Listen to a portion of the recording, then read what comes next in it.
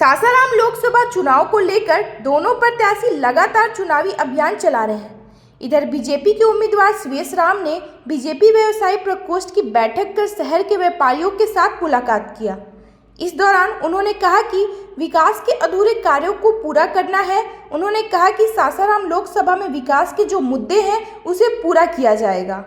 किया जा रहा है, सब जनता के बीच जाया जा रहा है, क्या कुछ कहना चाहते हैं? देखिए, सबसे पहले आपके सभी व्यूअर्स को मैं प्रणाम करता हूं। और ये चुनावी समर है और लोकतंत्र का पर्व है। 1 जून को जो चुनाव होना है, मैं जनता के बीच में जा रहा है, मुझे अपार समर्थन मिल रहा है और अपार स्नेह भी मिल रहा है मुझे। तो निश्चित रूप से हम चुनाव प्रचार में हैं अभी। सर, आज व्यापारी मंडलों से आपका बैठक हुआ, उनसे बातचीत हुआ, क्या कुछ क्या? देखिए, व्यापार प्रकोष्ठ का मेरा भारतीय जनता पार्टी व्यापार प्रकोष्ठ की बैठक थी। आगामी जो 1 जून के चुनावी तैयारी के लेकर ये बैठक हुई और सभी आप देखे होंगे कि हमारे जो पूरे सासाराम शहर के जितने व्यवसायी थे यहाँ पर उपस्थित थे, प्रमुख लोग थे और सबने संकल्प लिया है कि हम लोग 1 तारीख को भारी मतदान करेंगे। जैसे कि लगातार विपक्ष कह रहा है, आप लोग का नारा है 400 पर और विपक्ष कह रहा है कि 100 सीट भी नहीं आएंगे, इस पर आप क्या कहना चाहते हैं? ये तो जुमलाबाजी वो करते ही रहते हैं। ऑलरेडी हम 353 हैं, तो वो तो विपक्ष क्या कहेगा कि हम जीतेंगे। तो स्वाभाविक है कि वो नीचा दिखाने के लिए कहेंगे ही। हम तो ऑलरेडी 353 हैं और भारतीय जनता पार्टी अपने बल पर 303 सीट है। उनके पास कोई मुद्दा नहीं है, ऐसा कोई मुद्दा नहीं जिस मुद्दे को लेकर जाएं। आज क्या मुद्दा लेकर आ रहे हैं? खाने की आज़ादी। किस बात की खाने की आज़ादी? आज पूरे देश में तो खाने की आज़ादी है। मैं पूछना चाहता हूँ, वैसे लोग अपने मैनिफेस्टो में दिया खाने की आज़ादी, तो क्या आज खाने पे बैन है क्या? किस चीज़ की खाने की आज़ादी देना चाहते हैं? वो खुलकर बोलें। वो कह रहे हैं कि विरासत पे हम टैक्स लगाएंगे। जो हमारे बाप दादाओं ने जो हमारे लिए सोना चांदी छोड़ के गया, हमारे लिए खेत ज़मीन जायदाद, इवन गरीब लोग को भी जो प्रधानमंत्री आवास योजना के तहत वो जो उनके बच्चों को जो मिलेगा उस पर भी ये कांग्रेसी टैक्स लगाने की बात कर रहे हैं। तो उनके पास कोई मुद्दा नहीं है। मुद्दा ये है कि झूठ सच आरोप लगाना। और हमने लगातार हैट्रिक बनाया है और पिछली बार भी, और हमने 353 सीट जीता है। मात्र 47 सीट हम पीछे हैं और 400 पार होगा। क्या लगता है सर, पहला काम क्या रहेगा जीतने के बाद आपका? क्षेत्र का विकास।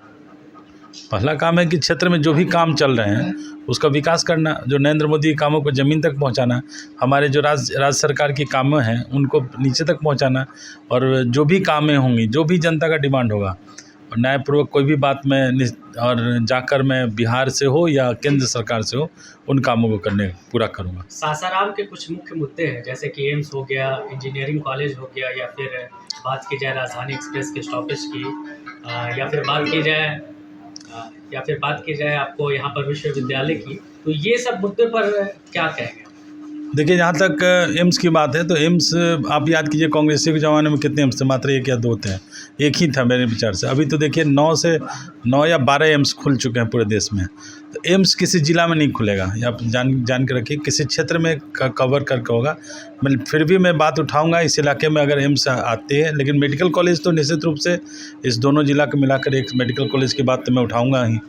और बाकी चीज़ों को जो भी आपकी बात है उसको मैं उठाने का काम करूंगा पार्लियामेंट में। सर, राजधानी एक्सप्रेस को लेकर बहुत दिनों से मांग उठ रही है सर, इसके लेकर क्या? पूर्व के जो भाजपा के सांसद थे, निवर्तमान सांसद छेदी पासवान ने, उन्होंने वादा किया था 24 लोकसभा चुनाव से पहले राजधानी एक्सप्रेस का ठहराव यहाँ निश्चित करा, लेकिन वो नहीं हो पाया और उनका टिकट कट गया है। आपको भाजपा ने मौका दिया, क्या आप इस उम्मीद पर खड़े उतरेंगे? देखिए, ये चीज़ कोई एक, ये जो है वो रेलवे बोर्ड का होता है डिसीजन।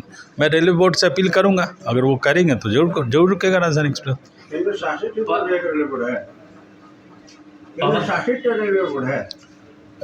कोई चीज़ संविधान से चलता है और राजधानी बिल्कुल सही है, लेकिन जब पब्लिक डिमांड करते तो उसका भी तो पहला तो उसका जो है उसमें भी तो मुद्दा था ही है। नहीं, हाँ, पूछ रहे हैं कि इधर से पूछ रहे हैं कौन? नहीं सर, क्या पत्रकार हैं? क्या लगता है सर कि आपके आने से इसको और भी बढ़ावा दिया जाएगा राजधानी? आने दीजिए ना, अभी तो मैं चुना हुआ नहीं ना। आचार संहिता भी है, कितने सारे वादे ऐसे कैसे कर सकता हूँ? आचार संहिता है। पवन सिंह जी का बयान आया कि मोदी जी के नाम पर कब तक लोग वोट मांगेंगे? देखिए, उस पे मैं अपने क्षेत्र का जानता हूँ। जहाँ तक पवन सिंह तो भाजपा के टिकट पर गए, क्यों छोड़ के भाग गए? जब इतना ही था तो उन्होंने टिकट स्वीकार क्यों किया? लेकिन पार्टी ने अभी तक उनको निष्कासित नहीं किया है। अब वो नॉमिनेशन करने जा रहे हैं तो ये कौन सी बात हुई? पार्टी ज्वाइन कब किए थे कि निष्कासित होने वाली बात है? पार्टी ने, हाँ, देखिए, ये सुरेश राम जी थे जो अपनी बातों को लगातार इन्होंने रखा। बाकी ऐसी तमाम खबरों के लिए जुड़े रहे बिहार 24 न्यूज़ से। राकेश मिश्रा की रिपोर्ट, सासाराम। आप देख रहे हैं बिहार 24 न्यूज़।